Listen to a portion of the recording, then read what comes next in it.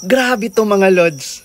Naalala nyo ba yung governor dito sa Davao Region na nag-compliment at nag-appreciate kay VP Inday Sara kasi mabilis ang response ni VP Inday Sara sa nangyaring kalamidad, no? At that time sa Davao Region. Alam nyo ba mga lods, ginorgor nila. Grabe. Bigla nilang sinuspende. Anong klaseng gobyerno to? Po ako mag-thank you po kay Ma'am Inday Sara na quick response po, nagbigay kagad siya ng support doon sa Davao del Norte po. Ma'am. Thank you so much po, Ma'am. Months later. Nga pinalangga, dako nga katawan sa Davao del Norte. Base sa impormasyon nga niabot sa atong opisina, adunay iserve nga dili makatarunganon nga preventive suspension order. Grabe.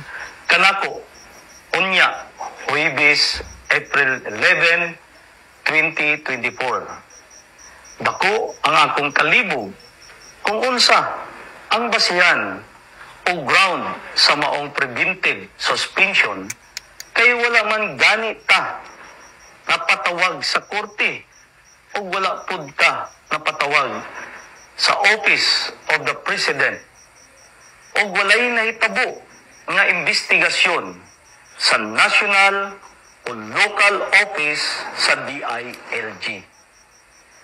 Unya, kalit lang sila nagpakanaog o preventive suspension.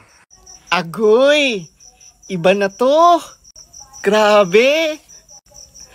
Bakit nyo sinuspende no ang isang gobernador, di ba? Na walang rason, bigla-bigla na lang. Ni hindi nyo binigyan ng hustisya, walang investigasyon man lang ang nangyari or bakit bigla-biglang nangyayari ito? Grabe! Gayon lang ako nakarinig, di ba, na sinuspende ang isang gobernador na walang rason? Ay, nako, grabe. Iba na to mga lods. There's something wrong. Ano ba? Insecure ba itong government na to kay VP Inday Sara?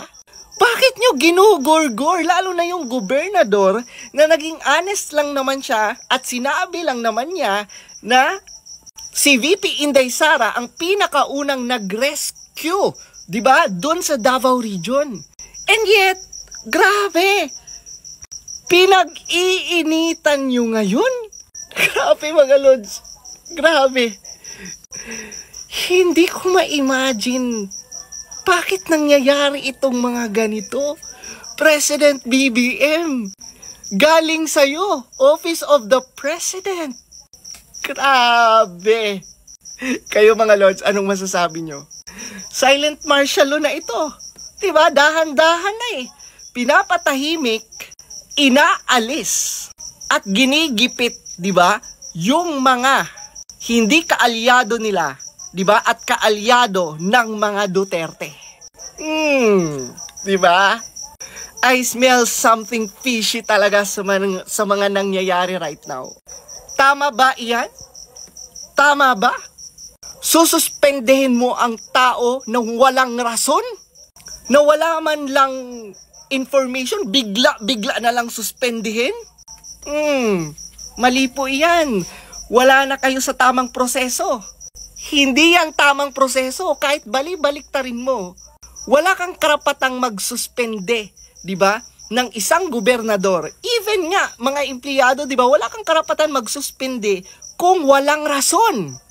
Pero grabe, ginagamit nila ang kapangyarihan nila ngayon para tanggalin at patahimikin ang isang tao. Pati gobernador, na kaya nila, tayo pa kayang mga ordinaryong Pilipino. Nakakatakot. Grabe. And this is the perfect example of dictatorship. Diktador na. Grabe, diktador na.